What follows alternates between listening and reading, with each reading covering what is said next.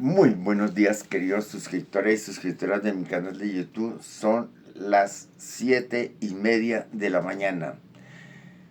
Espero que todos se encuentren muy bien.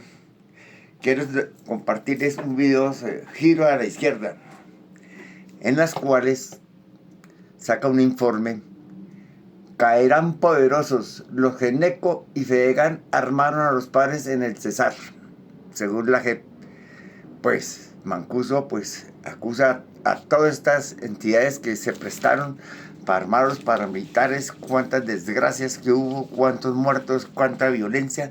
Eso es lo que ustedes no deben permitir que vuelva a la presidencia de la República, un gobierno genocida como el de Álvaro Uribe Vélez, donde asesinaron mucha gente, se desaparecieron y ellos no pueden volver al poder nunca más, ni Paloma Valencia, ni los Geneco. Hay uno que se quemó ortica en el Congreso, o sea que Vicky Dávila debe estar más triste, y sabiendo que toda la familia de Vicky Dávila es delincuente y ella se cree la santa. Se cree María Fernanda Cabal, Paloma Valencia, que se creen santas. Marta Lucía Ramírez, la que fue ministra de Defensa donde estuvo la escombrera. Esa gente no puede volver nunca más al poder. Entonces les voy a compartir este video. Tengan paciencia, pero toca hacer pedagogía política. Hay que hacer esa pedagogía porque no puede volver nunca más el Centro Democrático a la presidencia. Entonces pongamos atención, compañeros. Compañeros, este fue el pacto del Cesar. Mancuso confesó cómo poderosas familias ganaderas como los Geneco impulsaron y financiaron grupos paras, sembrando terror en toda la región. Esta es la verdad innegable. Mientras actuales dirigentes gremiales lo niegan, las confesiones ante la justicia demuestran cómo empresarios patrocinaron años de masacres.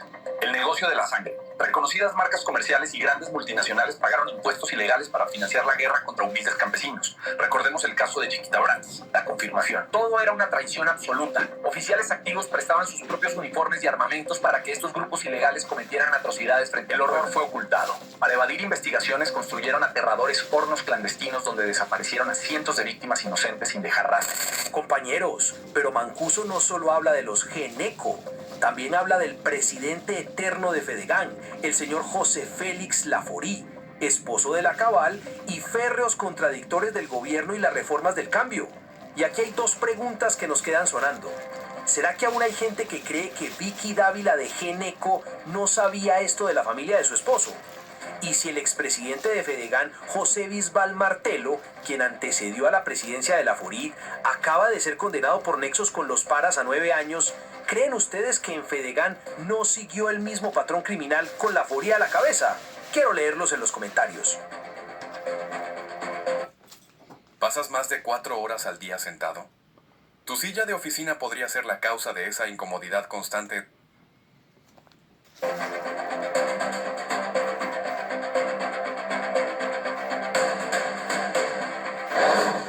Bueno, su señoría, cuando llegamos a el Cesar, por ejemplo, en el Cesar se hizo reunión con todas las personas ricas del Cesar, en su gran mayoría en la casa de los Génicos, creo que era Lucas Génico, donde se hizo la reunión, no me acuerdo con exactitud. Jorge Génico fue el que la propició, e incluso la casa donde teníamos el centro de operaciones, donde yo llegaba y me quedaba a dormir, nos las prestó, nos las facilitó Jorge Génico, que quedaba en el mejor barrio que tiene el Valledupar, que se llama Novalito.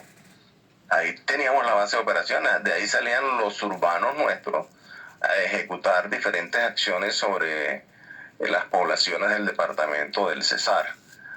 Allí se les pidió a ellos, antes de esas reuniones, yo me conocí con Jorge Geneco en una visita que le hizo al comandante Castaño solicitándole la creación de autodefensas en la zona del Cesar por pedido de los gremios ganaderos, agricultores, carboneras que estaban en la zona. De hecho, de los transportadores, Jorge Geneco tenía como 200 tractomulas que trabajaban con estas carboneras transportando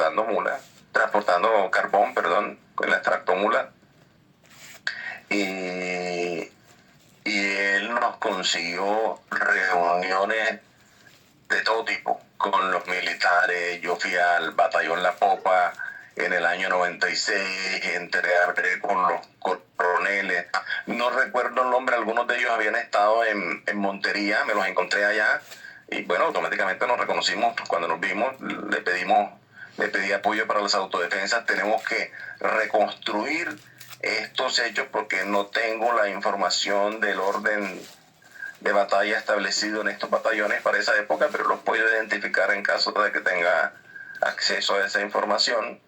Y por allá también en un batallón que quedaba por las aguas de Ibirico me encontré al negrito, al mayor Quiñones, que estaba de comandante de un batallón de profesionales por las aguas de Ibirico, que fue el que sirvió en la brigada 17 cuando la operación esta de los ciudadanos suecos que estaban en esa operación, bueno, por allá me lo encontré en el Cesar. Me encontré muchos militares de ellos por allá, de vieja data, venían con nosotros.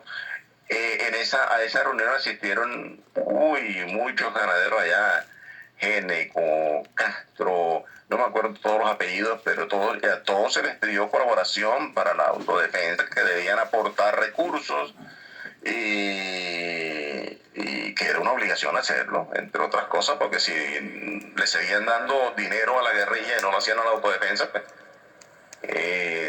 eso tendría una consecuencia nefasta para todos ellos. Señor Mancuso, ¿estas reuniones en qué año sucedieron o en qué años? 1996, señores. Las primeras se dieron en el Hotel Sicarare. Yo llegaba al mejor hotel que era para ese momento, el hotel de Valledupar, acompañado de la Convivir, de los policías que tenían el cargo, y ahí montaba un cuartel de operaciones. Y desde ese hotel empecé la conformación de los grupos de autodefensa del Cesar. Me reuní ahí con ganaderos, con empresarios, al gobernador lo fui a visitar a su oficina. No me acuerdo cuál era para ese momento, creo que era Pimiento, algo así, no recuerdo con exactitud. Con los militares, y a diferentes batallones. Todo organizado con don Iván Ramírez, por supuesto, previamente. Y así se dieron las situaciones ahí en el Cesar, su señoría. Señor Mancuso, hablaremos ahora del apoyo logístico. Usted ha mencionado fragmentariamente algunas cosas, entonces quisiéramos que nos dé mayor detalle sobre acuerdos con la fuerza pública que supusieron la entrega de elementos de intendencia, comunicaciones, armas de fuego a los combatientes de las AUC. Si es así, por favor infórmenos cómo se realizaban estas entregas, qué agentes de fuerza pública participaban en ellas, si tiene conocimiento de cómo se obtenía este armamento y otros elementos por parte de los integrantes de la fuerza pública. También usted ha manifestado que las tropas del ejército se confundían con los paramilitares en desplazamientos conjuntos. Le pregunto, ¿hubo paramilitares que usaron prendas del ejército y distintivos militares? ¿Usted incorporó paramilitares al ejército? ¿Simularon los paramilitares a su cargo rangos o grados militares?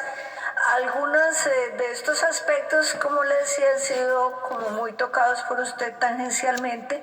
Me gustaría que, pues no es necesario que repita ya lo que ya nos ha mencionado, sino lo que tenga que agregar adicional. Todos me conocen, soy Arturo Calle, el empresario colombiano y diseñador de moda con millones de seguidores. Gracias, señores. Sí, efectivamente, recibíamos después de combates donde había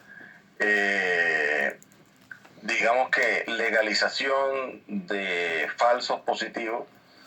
Ellos simulaban un pequeño combate, le entregábamos los muertos, el armamento, y ellos nos entregaban toda la munición que reportaban gastada en ese combate. Pero efectivamente esa munición la recibimos nosotros, granadas, etcétera, todo lo que se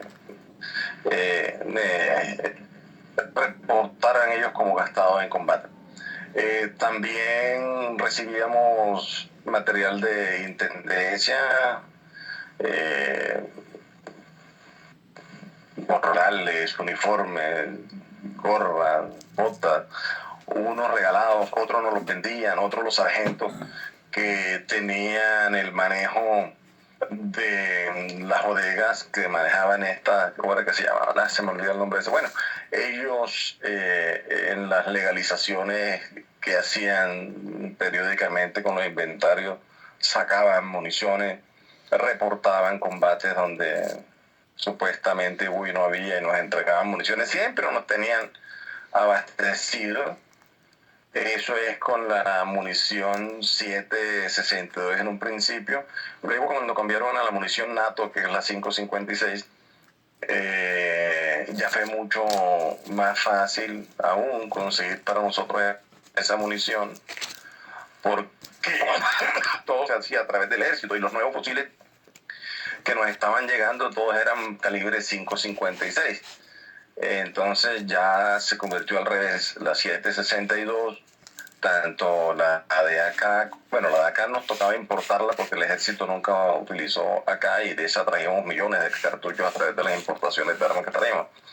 Pero volviendo a lo que es ejército, a través de ellos y de la misma policía recibimos mucho apoyo. El capitán Barrio de policía de Tierra Alta nos regalaba granadas, municiones, capitán Rubio, el coronel Suárez, el coronel Barrero, pero muchas las municiones que nos regaló. Nos permitió hacer incluso el cambio ese de armamento del EPL y autodefensa para la desmovilización de esto. Pero fueron muchas las maneras como se hicieron. Ahora, en cuanto a prendas militares de rango, sí, en operaciones que hacíamos con ellos, básicamente que nos quitábamos los brazaletes de autodefensa y quedábamos igual que un soldado, pero nos identificábamos entonces con unas balizas que colocábamos sobre nosotros mismos en las charreteras o en alguna parte del uniforme o del pantalón, que identificaba por color que éramos el mismo equipo que estábamos trabajando, o que éramos un movimiento, digamos que una contraguerrilla o una compañía de un batallón diferente al otro, pero efectivamente este batallón era autodefensa, íbamos con ejército, y de esa manera nos identificamos para poder diferenciarnos de la guerrilla en combate, porque uno en la guerrilla en combate, cuando uno ya se mezcla en esos combates, no es capaz de identificarse si no tiene alguna identificación que sea visible, que permita saber quién es quién en mitad de estos enfrentamientos. Entonces se utilizaron prendas militares, ahora siempre tenemos normalmente casi todos prendas militares. Yo casi nunca usaba, siempre estaba de civil y me uniformaba solo cuando iba a operaciones. Para los rangos militares sí, nos identificábamos con diferentes rangos. Yo tenía una chapa de capitán, teniente capitán, no me acuerdo muy bien, para entrar a la brigada 11. También tenía el carnet de policía. Camilo Catatumbo, como les conté ayer, Armando Alberto, se identificaba con su carnet de capitán de ejército sin problema, y así anduvo. El capitán Barrios, que terminó luego trabajando con nosotros y vinculado a la autodefensa, él se movilizaba y se identificaba con su carnet de capitán de la policía, y así hicimos con muchos de las militares. Por ejemplo, este capitán Barrios, no habíamos hablado de él, fue incorporado a la autodefensa, que era de policía desde la época del coronel Raúl Suárez, más antes de Suárez, del coronel que estaba antes de Suárez, que era el coronel Murcia. Entonces, hubo todo este tipo de incorporaciones y de uso de insignias y rangos e identificaciones militares.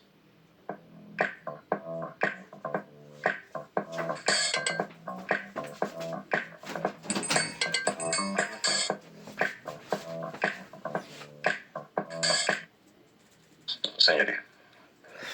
Bueno, ya con estos detalles que usted nos acaba de dar, le pido que por favor nos pueda dar algunos ejemplos, aparte a los que ya ha mencionado a lo largo de la audiencia, que nos permitan comprender cómo se materializaba todo esto que usted nos acabó de mencionar. Perdón, su señoría, ¿cómo se materializaba lo que acabo de contarle? Bueno, podríamos ponerle...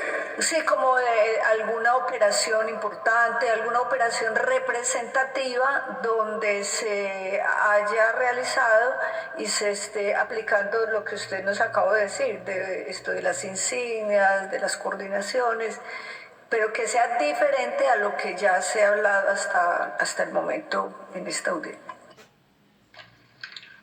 Su señoría, hay algo importante que es cuando nos va a buscar el coronel Dalino González, que estábamos detenidos, salimos uniformados de... Yo creo que me puso un uniforme de un capitán de la policía para salir de ahí. Vea, esa es una situación bastante diciente. Me libera Policía Nacional por orden del comandante nacional de la policía, Rosado Serrano, y del comandante Ladejín, y salgo uniformado de un coronel y vestido de capitán. O sea, Dios santo bendito. Y disculpen la risa, que no es de burla, sino de la impresión que hoy me produce hasta las profundidades que pudimos llegar en las alianzas y relaciones que tuvimos con la fuerza pública. Sería muy interesante si en algunos de los ejemplos que usted puso para responder la anterior pregunta, si nos pudiera especificar con mayor precisión los lugares o lugar y las fechas o época en que tuvieron lugar. Y ojalá que sean hechos que todavía no hayan sido investigados o donde haya algo novedoso para esta jurisdicción. Su señoría, estos hechos son novedosos porque no habíamos contado jamás que salimos uniformados de policía. Dos, porque jamás esta información, a pesar de haberla vertido en Justicia y Paz, una parte de ella tuvo ningún tipo de alcance o investigación que llevara a esclarecer por qué se dieron estos hechos. También es muy relevante porque muestra la connivencia de fuerza pública, en este caso policía, con autodefensas, y creo que es un hecho bastante de licencia que se presentó en el año de 1997. El lugar creo que fue San Juan del Cesar, Guajira.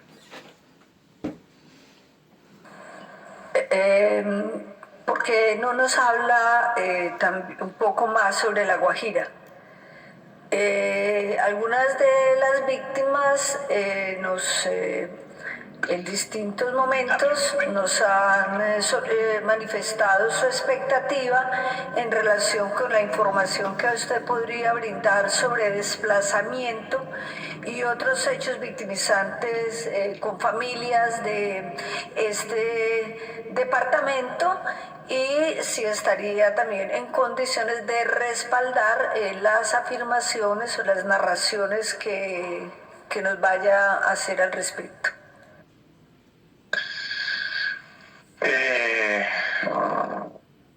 señoría, con relación a La Guajira, allá estuvieron el gordito González. El gordo González fue un apoyo muy importante para nosotros en La Guajira.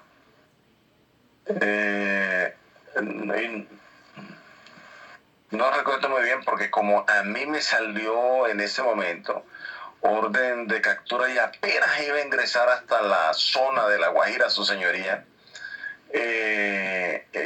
realmente no alcancé a tener mucho contacto por allá porque ya el resto de ese engranaje que se da para llegar hasta allá se lo delegué a Rodrigo Tobar, a Jorge 40, su señoría.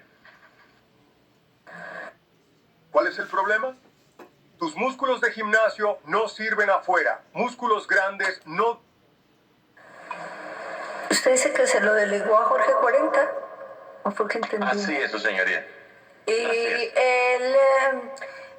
él le rendía cuentas a usted sobre esa delegación que le hizo en términos de las operaciones paramilitares desarrolladas en este departamento. Sí, su señoría, así es, así es. ¿Y cómo era esa rendición de cuentas? ¿Tenían una periodicidad o a través de qué medios? Si había algún tipo de verificación de que se estuvieran cumpliendo sus orientaciones. Su señoría, sí, nosotros nos comunicábamos, teníamos un programa de radio que se hacía en la mañana, en mediodía y en la tarde, muy temprano en la mañana, 5:30 de la mañana, el mediodía y en la tarde, 5 de la tarde, creo que era el último programa de radio a través de un programa de radio de banda HF, de alta frecuencia. A través de ese programa se comunicaban y se reportaban novedades los grupos cuando hay algo importante o urgente. Me llamaban a mí. Con Jorge yo hablaba directamente cada vez que él necesitaba por teléfono. Hablábamos por teléfono o él me visitaba o yo lo visitaba. Lo mandaba a recoger en helicóptero, yo lo visitaba, iba en helicóptero y nos reuníamos. Había una información constante, fluida. Jorge me reportaba, hicimos esta operación, y me reuní con algunas personas, estoy haciendo estos contactos. Sí, por supuesto, todas esas conversaciones, las programaciones, el cumplimiento de estrategias que trazábamos, nos reuníamos y los comentábamos, su señoría. ¿Recuerda usted algún hecho importante y que se haya realizado alguna operación conjunta que Jorge 40 haya realizado bajo sus órdenes para cumplirla conjuntamente con la fuerza pública? Su señoría, fueron múltiples, pongámosle una de ejemplo. Ejecutó varias con un coronel apellido Mejía, creo que Pluvio se llama, Pluvio Mejía, contándome, sí, Pluvio,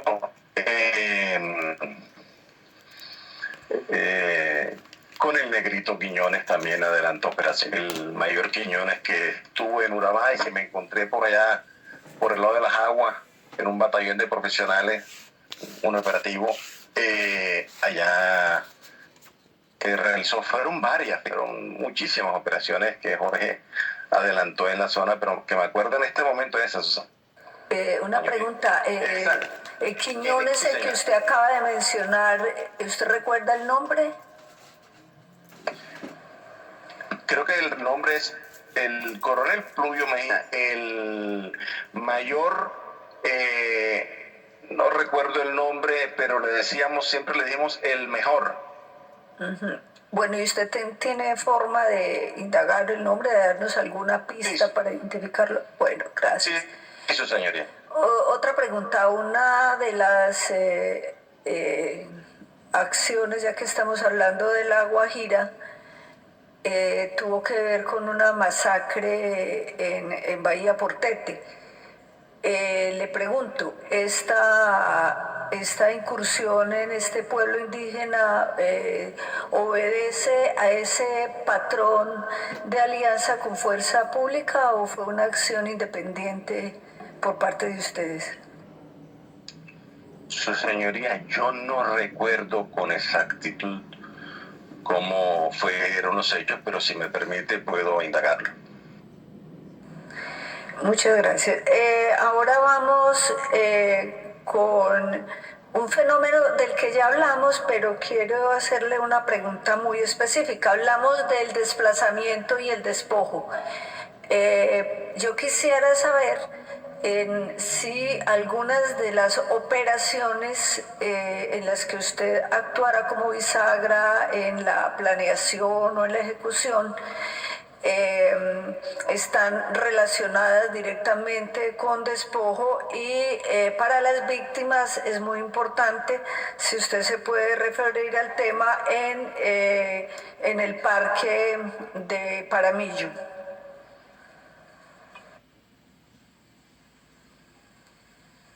Su señoría, ¿usted me pregunta sobre operaciones en el Parque Paramillo o en alguna específica del Paramillo? Sí, pero relacionadas con el desplazamiento de familias habitantes en el parque. Las víctimas están expectantes sobre ese tema. Su señoría, sí, hubo operaciones donde se desplazaron miles de personas desde el Parque Nacional Natural del Paramillo. Yo recuerdo una operación muy especial que se hizo yo no recuerdo si fue en el 97 o el 99, donde entramos por Pavarandó. Esa operación de Pavarandó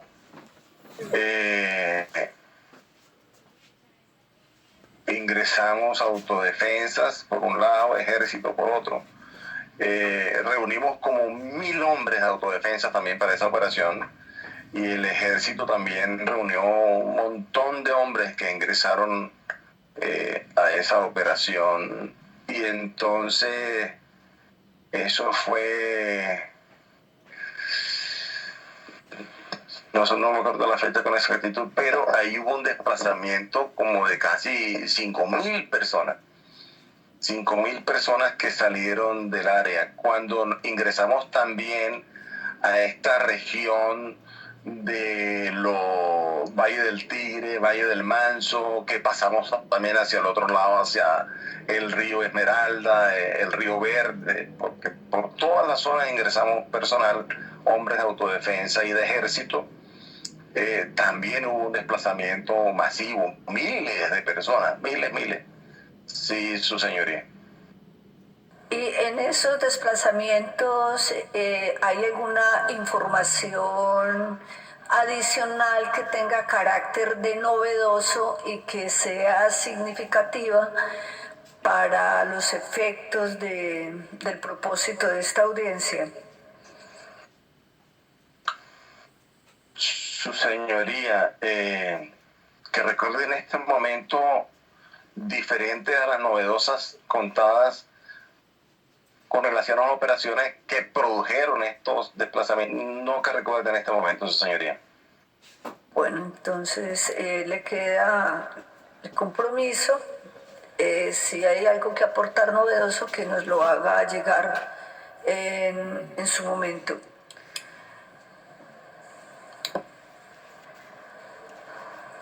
¿Qué información tiene sobre operaciones conjuntas que no haya sido aportada y esclarecida antes en la jurisdicción ordinaria o en la jurisdicción de justicia y paz? ¿Qué pusiste acá? Su señoría, de eso, si hay un montón de hechos que hemos contado en Justicia y Paz que no ha pasado, básicamente que yo sepa en realidad que no haya pasado nada. Hay varios hechos. Que le dije de La Guajira cuando nuestra captura y no pasó nada. Justicia y Paz se contó, no pasó nada.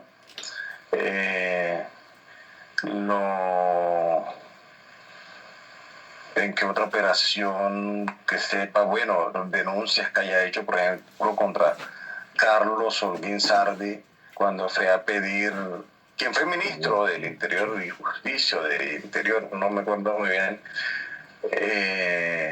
fue a pedir información, fue a solicitar que se creara el bloque de autodefensas en el Valle del Cauca con unos empresarios, con un pariente de él, de apellido Lenis, que era, bueno, pero esto va para el tema de apoyos, que creo que va el día mañana, el lunes o martes, lo que sea, el día lunes. Entonces no, se lo trato ya a su señoría, perdón, que me estoy adelantando. Pero sí, hubo muchas situaciones, su señoría, donde, y yo lo esclarezco de aquí a, me comprometo a mostrarle varios hechos que se han denunciado en los que no pasó nada.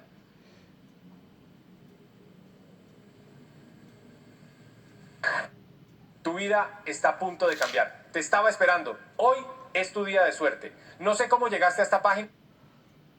Pues mejor, señor Mancuso, infórmenos, ya que estamos en el tema, sobre lo que puede avanzarnos realmente novedoso en esto que usted nos anuncia con el señor Carlos Holguín Sardi y el año en que pudieron suceder estas situaciones. Su señoría, eso fue como para el 96, 97 aproximadamente, donde el señor Holguín Sardi fue a una hacienda se llama 53 Cocosolo, ya la nombré, que normalmente utilizaba Carlos Castaño para recibir personas que venían a reunirse con él como lugar de visita. Vino acompañado de don Rodrigo García Caicedo, del Partido Conservador, igual que Carlos Holguín, conservador, rancios conservadores. Y dentro de esa reunión vino con un señor Lenis, no me acuerdo, vino otra persona más, no me acuerdo la otra persona.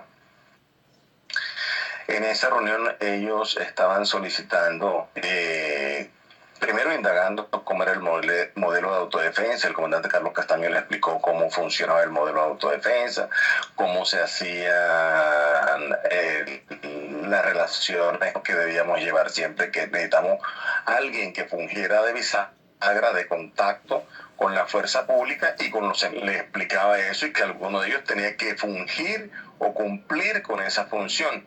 Igual que se le explicó a Francisco Santos cuando la visita que hizo la misma propuesta de crear el bloque de capital. Se les explicó que para poder ingresar a la zona necesitamos primero alguien que cumpla con la función de bisagra, que uno de ellos tenía que hacer las coordinaciones con la fuerza pública y con los empresarios, conseguir el dinero, y de esa manera ingresábamos a las regiones.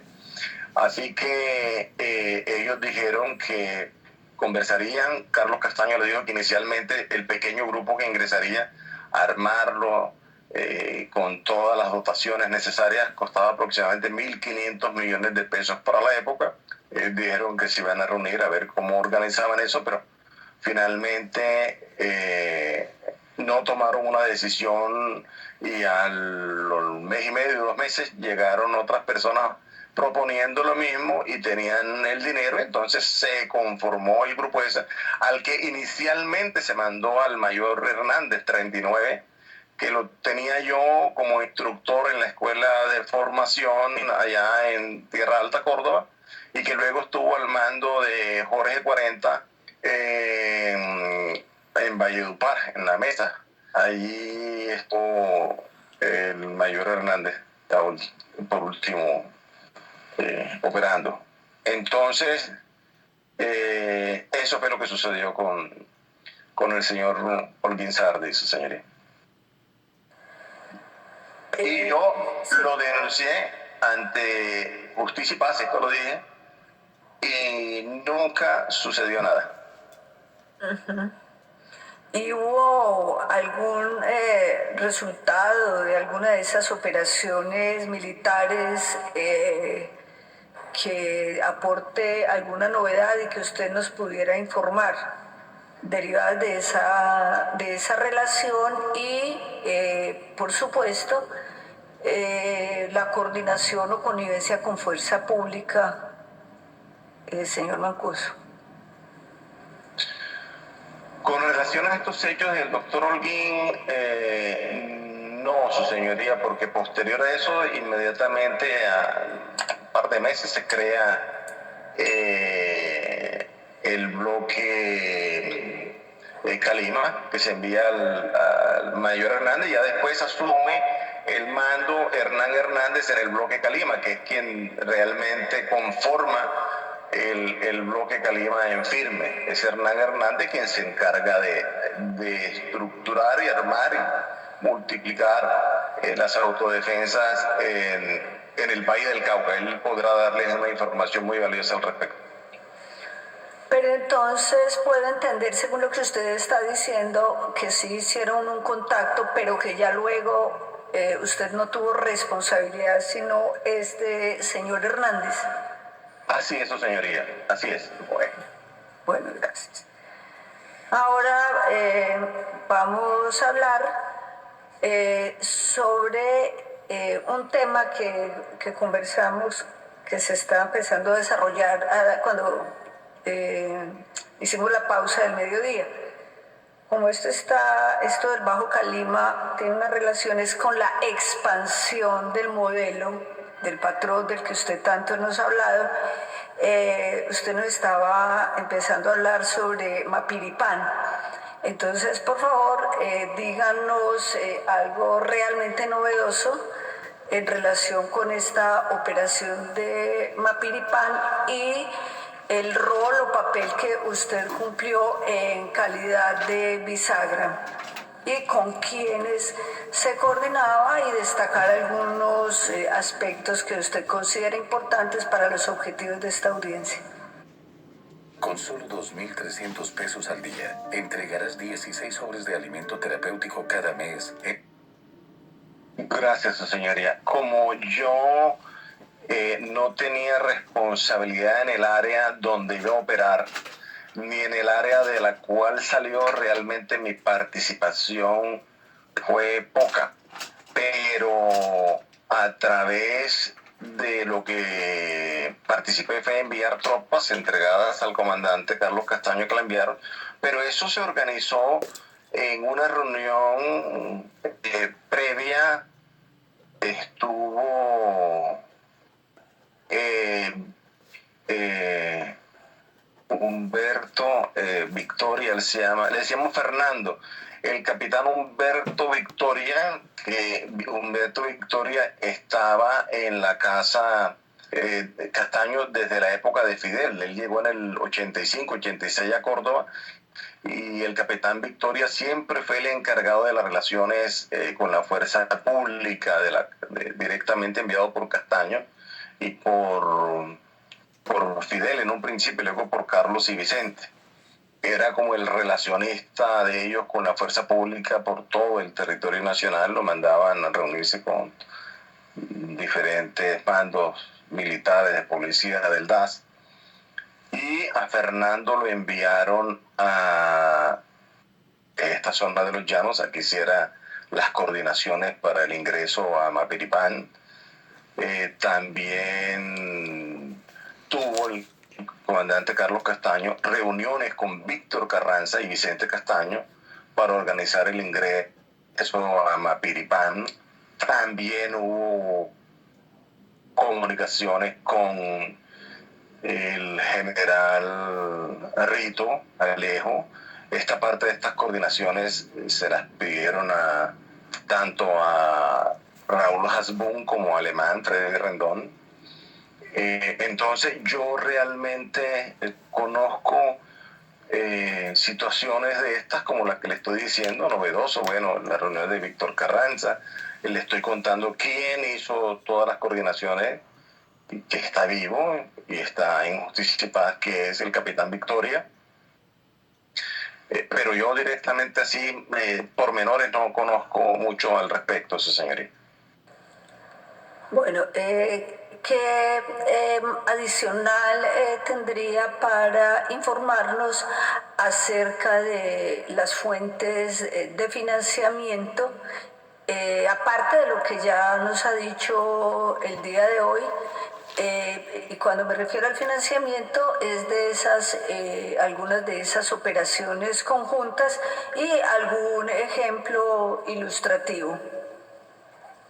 También aprovechemos no solamente el financiamiento, sino algunos otros aspectos logísticos que todavía no haya mencionado y que hayan sido importantes para esas acciones conjuntas.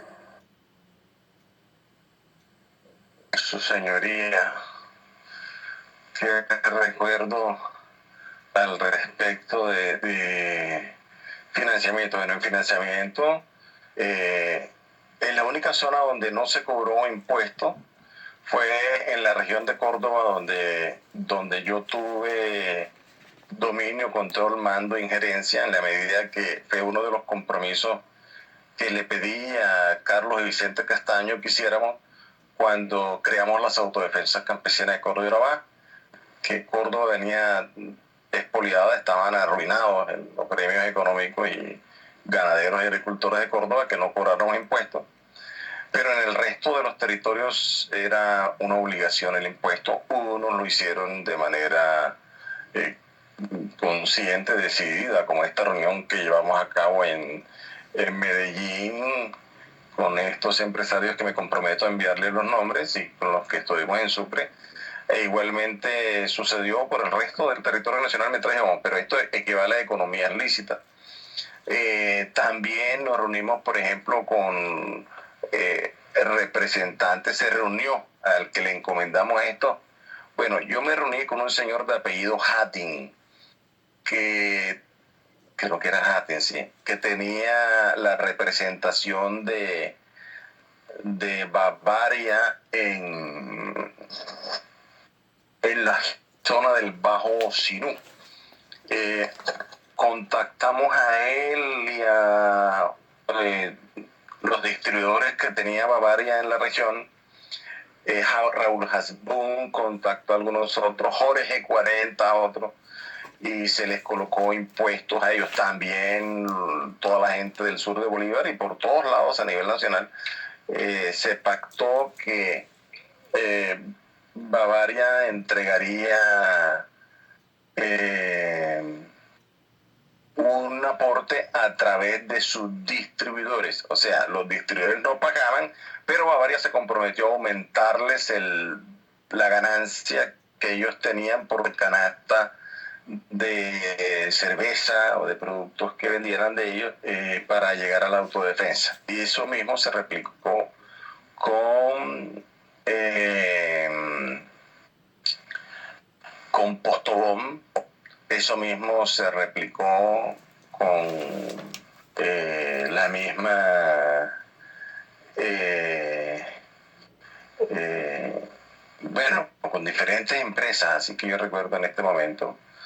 También recurrimos a finanzas ilícitas. Esas finanzas ilícitas incluyeron todo lo que había en la zona. Bueno, y también algunas que eran lícitas, pero que eran ilícitas porque eran un robo, y un robo que era controlado, pactado.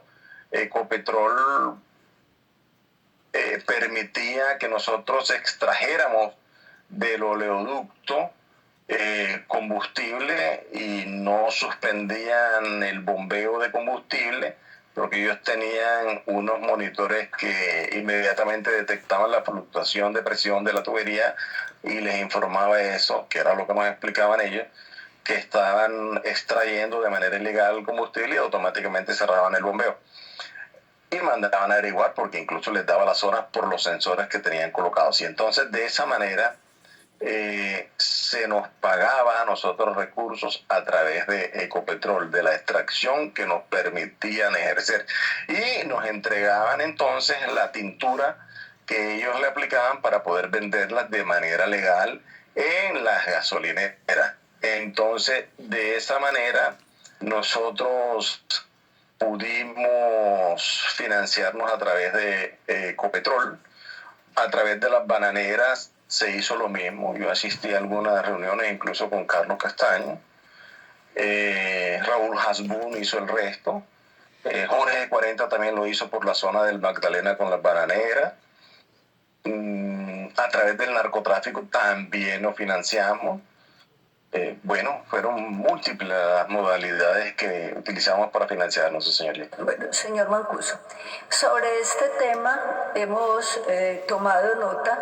No lo vamos a agotar en la sesión de hoy, pero sí se va a profundizar en alguna de las sesiones de la próxima semana. Y quisiera ya pues para ir agotando la audiencia en el día de hoy, algunas preguntas sobre el encubrimiento. Entonces, nos gustaría que usted también nos hiciera algunos aportes novedosos relacionados con el encubrimiento de operaciones conjuntas. Por ejemplo, ¿qué acciones correspondía desarrollar con posterioridad a una operación militar conjunta y qué actividades de encubrimiento se realizaban? Si se hacía evaluación de esas operaciones conjuntas, si ustedes rendían informes ante una instancia superior sobre el resultado de estas acciones y si había subalternos tanto de fuerza pública como del paramilitarismo, que les rindieran cuentas a ustedes sobre la realización y el impacto de estas operaciones. Sí, su señoría. Se daban diferentes modalidades. Cuando hacíamos operaciones con esto, bueno, nos reuníamos posteriormente para evaluar el resultado de las operaciones, si se habían logrado los objetivos que llevábamos y cuántas bajas habían producido al enemigo o a quienes iban en los listados que se consideraban aliados o parte de la guerrilla en la zona, cómo fueron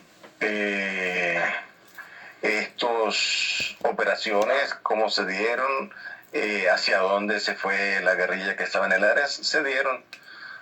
También los informes nos los pasaban a cada uno de los que éramos comandantes de bloque. Nosotros también pasábamos esa información a los comandantes Carlos y Vicente Castaño, cómo fueron las operaciones, de manera muy general, no tan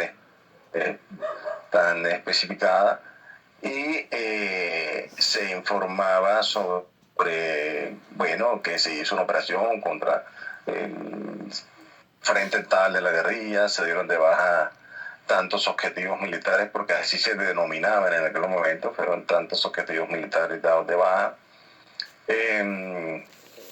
Se evaluaba cuál era el avance que se iba teniendo en la lucha esa que adelantábamos contra la subversión. Se dio, por supuesto que se dio, su señoría.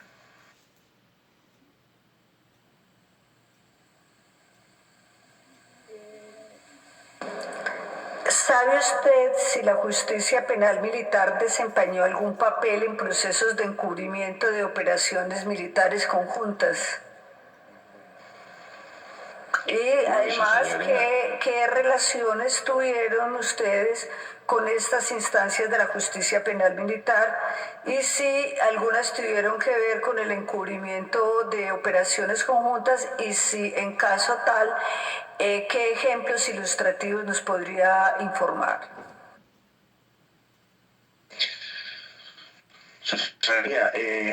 La justicia penal militar, por supuesto, encubría todas estas operaciones que se hacían con las autodefensas, denuncias que llegaban de las personas y poblaciones afectadas o de organizaciones de derechos humanos. Esto es muy importante y, bueno, lo toco al final cuando usted me permite la palabra, el tema de estas organizaciones de derechos humanos. En cuanto a la justicia penal militar, sí, ellos hacían todo lo que estuviera a su alcance para desvirtuar las acusaciones que se hicieran. Y básicamente que lo que procesaban era lo que era imposible de ocultar solamente. Ahora, ejemplos concretos que yo recuerdo en este momento, el mayor Fratini. Nosotros tuvimos que ir a sacar del hospital de Montería, no me acuerdo el nombre de la víctima, a una persona que había quedado mal herida en una operación que fuimos a darlo de baja, asesinarlo porque había reconocido el mayor Fratini en una operación, y si esta persona identificaba al mayor Fratini, pues tendría alguien que directamente lo acusaba diciendo: usted fue el que atentó contra mí. Entonces eso se hizo. Me comprometo a buscarle el nombre de la persona que sacamos del hospital. Bueno, entonces yo le pediría que en el ejercicio de memoria que usted está haciendo para los aportes novedosos que se exigen con arreglo al objeto de esta audiencia, nos pudiera identificar algunos de estos casos de encubrimiento en los que participó la justicia penal militar. En este momento le voy a dar la palabra al representante del Ministerio Público.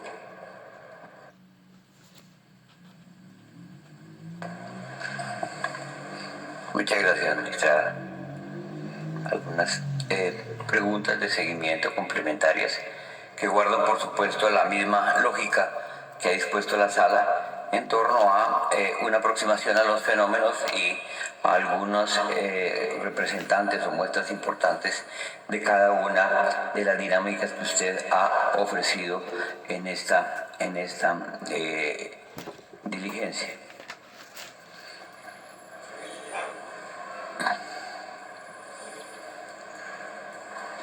¿Qué me pregunta? La primera pregunta tiene que ver precisamente con la desmovilización del EPL y su paso a las AUC. La pregunta es si esa desmovilización, como usted lo advierte, fue concertada, qué tipo de ofertas, qué tipo de garantías se le dio a quienes pasaron de una facción a la otra. ¿Qué le llevó a ellos a mantenerse precisamente en organizaciones al margen de la ley? Bueno, señor procurador, con relación a la pregunta que usted me hace, hubo primero unos acercamientos, como le dije yo, a través de Hernán Hernández, HH, que se hicieron a través de familiares de estos comandantes de la guerrilla del EPL, justamente a través de o personas que se habían entregado a la autodefensa, que eran del EPL y que conocían cuáles eran los familiares de la guerrilla. Se les mandó razón, se les dijo que vinieran. Hubo también la participación en el caso el negro Ricardo Sarley, los que se desmovilizaron en Córdoba, de presión militar, pero también combinada con el tema de diálogo. Se les dijo que los que quisieran irse en libertad, digamos, que ejercer una vida diferente de las armas, podían hacerlo, y que iban a tener la oportunidad de hacerlo a través de un proceso en el cual podríamos lograr la desmovilización de ellos ante el gobierno nacional. Y los que quisieran hacer parte de las autodefensas y solamente cambiarse, digamos, que de brazalete, se vinieran a la autodefensa, y casi todos se vinieron a la autodefensa. Eso fue lo que sucedió de esa manera. No es que haya habido una oferta diferente, especial, sino que la lucha que estaban librando con nosotros, acompañados de la fuerza pública, les había puesto las condiciones muy difíciles, y vieron que era preferible estar de este lado sin presiones que estar de aquel lado con todas las presiones que estaban recibiendo. ¿Qué pasaría si pudieras ampliar tu negocio de arquitectura o construcción hacia las nuevas tecnologías solares? ¿Conoció usted al señor Darío Antonio Úsuga David, alias Otoniel? Sí, señor procurador. ¿Puede hacer algún tipo de referencia a ese conocimiento y si tiene que ver con este ejercicio de tránsito de una guerrilla al paramilitarismo? Señor procurador, Otoniel cuando llegó no era de los principales comandantes, incluso su hermano Giovanni estaba por encima de él en rango. Los comandantes para ese momento eran Gonzalo, Sarley y Giovanni, de las 3 estructuras que se nos entregaron del EPL, que recuerde yo, esos eran los comandantes. Otoniel no tenía un rango superior. Otoniel viene a adquirir ya un rango alto cuando entra en autodefensa y se envía a los llanos orientales. Y de allí ya cuando se rearman en las gaitanistas, primero los braveños, luego los gaitanistas, cuando matan a su hermano, ya él asume la comandancia.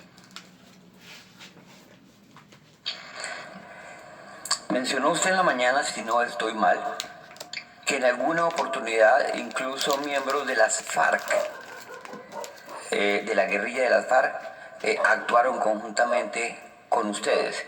Si eso es así o si en alguna oportunidad ocurrió, le ruego nos señale si hubo algún tipo de fusión temporal o coyuntural con miembros de las FARC dentro de sus actuar como autodefensas. Bueno, no es que haya sido una especie de fusión, señor procurador, para actuar en contra de la FARC, sino que eran miembros de la FARC que, siendo comandantes de la FARC, se cambiaron de bando para el lado de las autodefensas, producto precisamente de esta presión que veníamos ejerciendo conjuntamente con las fuerzas militares. Entonces, cuando ya pasaban a la autodefensa, una de las estrategias que trazamos era ponerlos a que fueran al frente de operaciones militares en contra de quienes fueron sus compañeros y sus estructuras y aliados, para que luego no fuesen a venir a infiltrarse a la autodefensa, sino que quedaran siendo enemigos declarados de la facción de guerrilla de la que provenían. Gracias.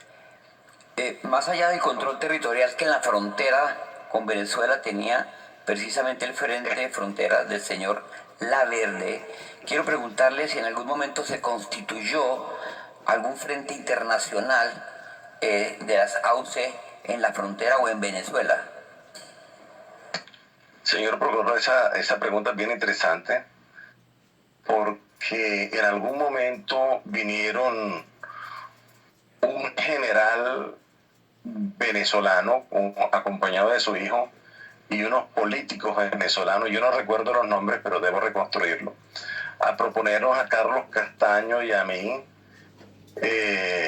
Incluso Jorge Iván Laverde los acompañó en el helicóptero, o fue Armando Alberto, no me acuerdo, creo que fue Armando Alberto, recuerdo que los acompañó en el helicóptero, que vinieran hasta la zona de Córdoba, de Tierra Alta, donde estábamos, a reunirse con nosotros y a proponernos que los acompañáramos a dar un golpe de Estado entre una parte de las fuerzas militares venezolanas aliados con nosotros para derrocar, para asesinar a Hugo Chávez. Esa propuesta vino de parte del generalato y de las fuerzas militares venezolanas y de políticos.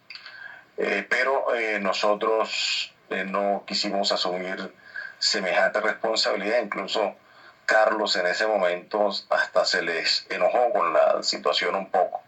Entonces Carlos se le ofreció y les dijo, nosotros lo que vamos a hacer es envíennos sus hombres y nosotros se los entrenamos para que puedan ustedes dar ese golpe contra el señor Hugo Chávez. Finalmente no los enviaron, pero luego hubo algunos miembros de la autodefensa del bloque Catatumbo que tuvieron contacto con este general y con estos políticos y se fueron hacia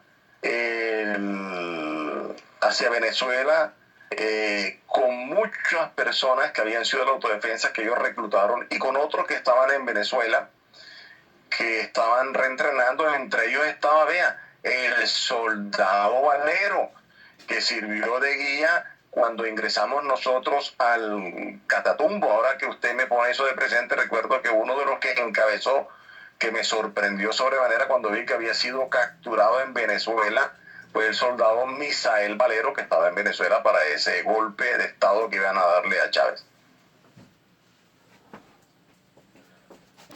Mi trabajo es fácil porque uso Clica. Así es como llevo el control de todas mis tareas. Empiezo vaciando. Muchas gracias. ¿Advirtió usted que había tenido relaciones con todos los militares del norte del país? Quisiera, si es posible, que haga algunas precisiones frente a sus relaciones con los comandos de algunos de estas batallones, brigadas o divisiones, comenzando por el batallón de La Popa. ¿Tuvo usted relaciones directas con este batallón, con con la comandancia del batallón La Popa? Sí, señor procurador. Como le dije en un principio, yo hice las primeras coordinaciones y dejé los enlaces hechos y armados para todos los que dejé encargados de estas estructuras cuando ya me salió la orden de captura y me fui a la clandestinidad. Y ya pues no atendía este tipo de reuniones en adelante, pero los hombres bajo mi mando siguieron con el engranaje, con la función de bisagra con ellos para seguir operando de manera conjunta, permanente, de manera coordinada o con una participación pasiva de la fuerza pública o activa. De este batallón, y si lo considera pertinente, ¿tiene nombre de algún oficial con quien hubiese de manera específica mantenido algún tipo de relacionamiento a propósito de la causa paramilitar? La Popa. Señor procurador, no recuerdo el nombre, fue lo que le decía esta mañana en la intervención que hice, que dado a que no he podido reconstruir el orden de batalla de cada uno de ellos, no recuerdo así nombres porque realmente allí había uno que había estado en la Brigada 11, que era un coronel, y me reuní con algunas personas de ellos allí, que eran como 3 con los que entré cuando me reuní, pero no recuerdo el nombre, tendría que mirarlo. Muchas gracias. De igual manera, y para no prolongarme en torno a las preguntas de los batallones, le voy a mencionar algunos, y si alguno de ellos no tuvo ningún tipo de relación, le ruego lo indique, porque de lo contrario estarían dentro del universo con los que sí se relacionó. Le diría entonces que allí estarían el Rondón, el Santa Bárbara, el BAEF 2, los grupos Gaulas, la FURES, dentro de otros. ¿Lo reconoce? Conozco, La Popa. El batallón La Popa estaba un comando operativo que estaba en la zona de las aguas. Estaba, el Rondón estaba ya por... Yo no recuerdo los nombres muy bien, no recuerdo porque no tuve la oportunidad de estar mucho tiempo, pero lo reconstruyo allá en el Cesar.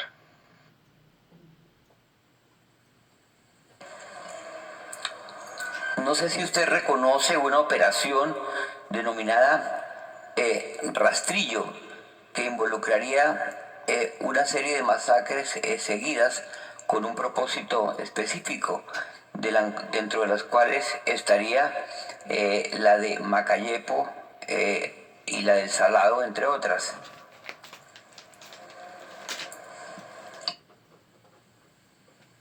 Operación Rastrillo, no recuerdo, señor procurador, pero si me contextualiza de pronto podría ayudarle.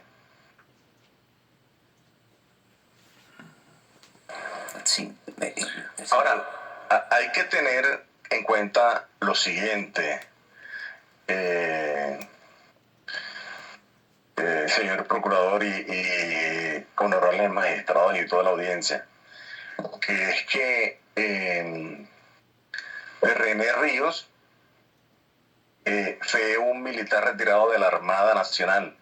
Él era capitán de corbeta o de fragata, que mantenía una relación constante y permanente con militares y que tenía conocimiento y relaciones con la gran mayoría de militares que estaban allá, que por eso coloqué a René Ríos como comandante de estas tropas que empezamos a ingresar allá y que fue el primer comandante general de ellos en la zona, justamente porque necesitábamos armar este tipo de comunicaciones y de integración, interacción con la fuerza pública.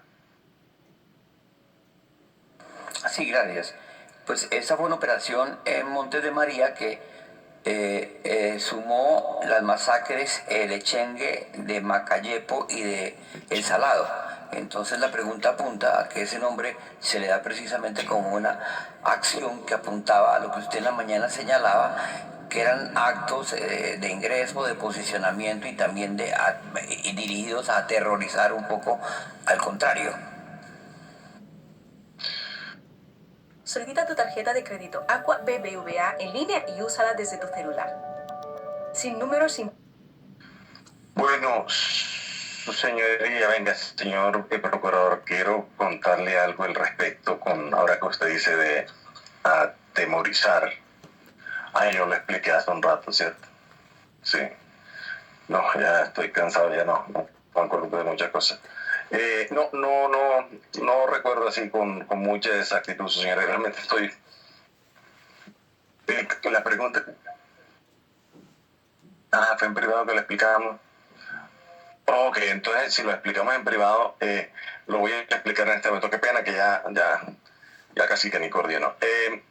Con relación a el tema del terror, efectivamente, fue una de las armas que se utilizó en la guerra, que no justifico en absoluto y que hoy a la distancia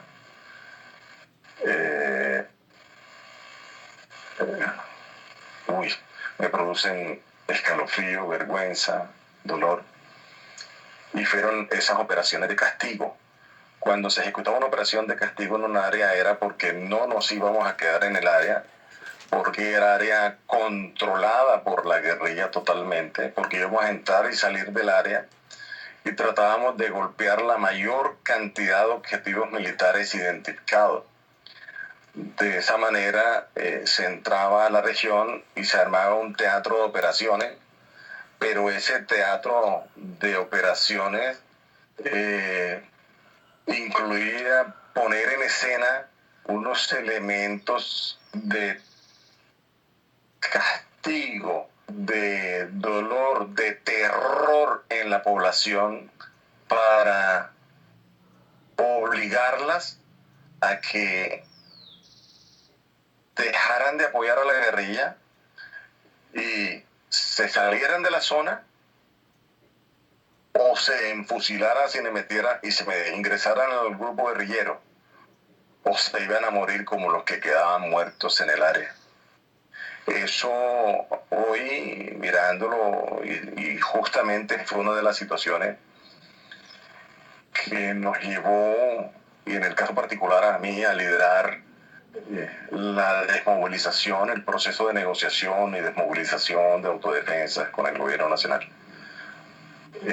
Son situaciones dolorosas que se dieron y desafortunadamente en los teatros de operaciones de la guerra, y especialmente las irregulares, estas operaciones de castigo, de infringir dolor, sufrimiento y terror a la población para desequilibrar el apoyo que se recibe o que recibíamos, porque también recibimos ese tipo de operaciones de parte de la guerrilla en contra nuestra,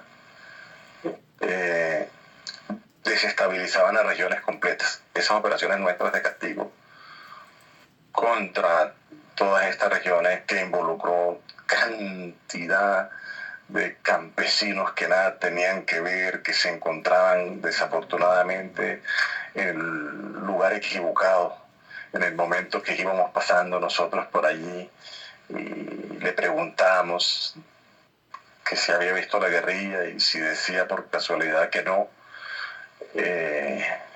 Dios santo, eso sucedió en casi todas las operaciones que ejecutamos, y allí esa persona se asesinaba y nunca pensábamos que estaba dejando atrás hijos, esposa, hermanos, madres. Fue terrible. Yo me arrepiento sinceramente de todo ello.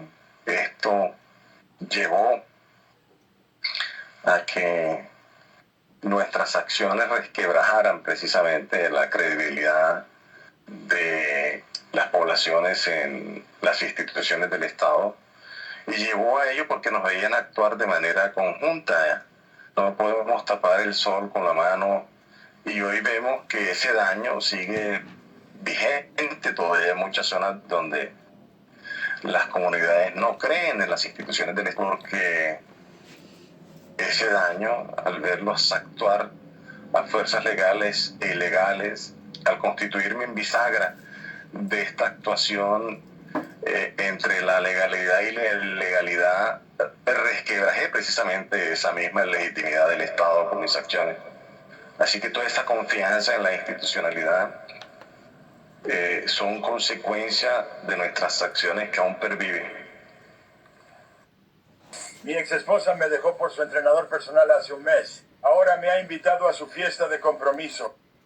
Muchas gracias. Señor Mancuso y señor procurador, para cerrar esta sesión del día de hoy tenemos previsto un acto restaurativo de las víctimas.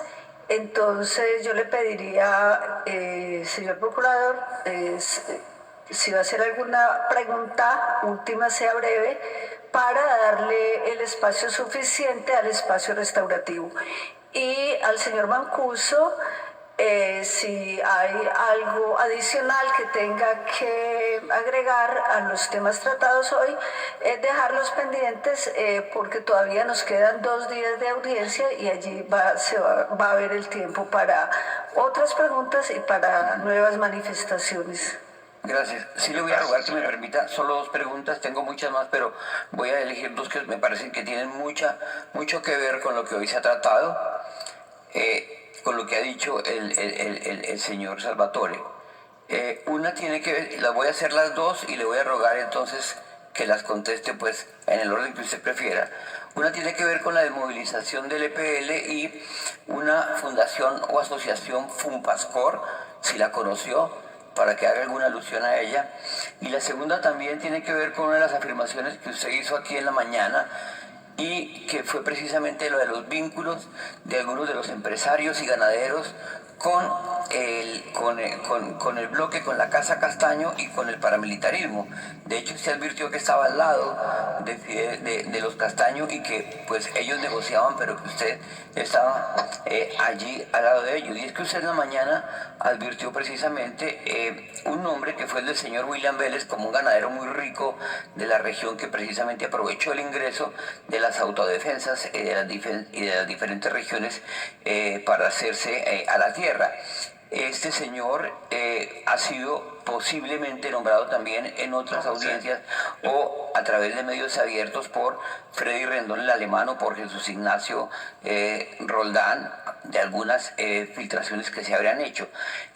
¿Pudiese usted precisar algún otro detalle que permita identificar a este ganadero, si sabe de su suerte actual o si ha comparecido por estos hechos ante la justicia? Antes de que conteste, señor Mancuso, aclarar si este señor William Vélez es Vélez Mesa o Vélez Sierra. Su señoría, no recuerdo su segundo apellido, pero me comprometo a averiguarlo. Y con relación a las preguntas que me hace el señor procurador, Funpascor fue una fundación que se llama Fundación para la Paz por Córdoba, la dirigía doña Teresa Gómez, es el apellido de doña Tere, que era o era cuñada de los Castaños, porque los Castaños murieron. Y doña Tere, como le decimos, ella era la encargada de manejar toda esta estructura que a través de, digamos, la legalidad manejaba los negocios de los Castaños, que tenían que ver con ganadería. Esa función la cumplía doña Tere. Su oficina estaba en todo el frente del comando de la policía, a 20 metros, 15, 20 metros, la distancia que hay entre atravesar la calle y llegar a la entrada principal de la estación del Comando de Policía General de Córdoba. Empresarios y ganaderos, bueno, el señor William Vélez fue muy allegado amigo personal del señor Vicente Castaño. Compró miles de hectáreas en el Urabá. Se dice que más de 20, 30 mil hectáreas compró en el Urabá el señor William Vélez. Y es lo que recuerdo alrededor del apellido. Me comprometo a averiguarlo, su señoría.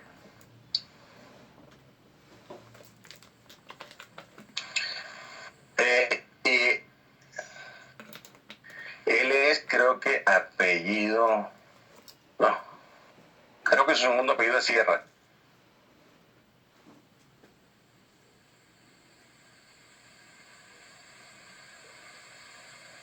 Entonces, yo pediría que dejemos hasta ahí las respuestas.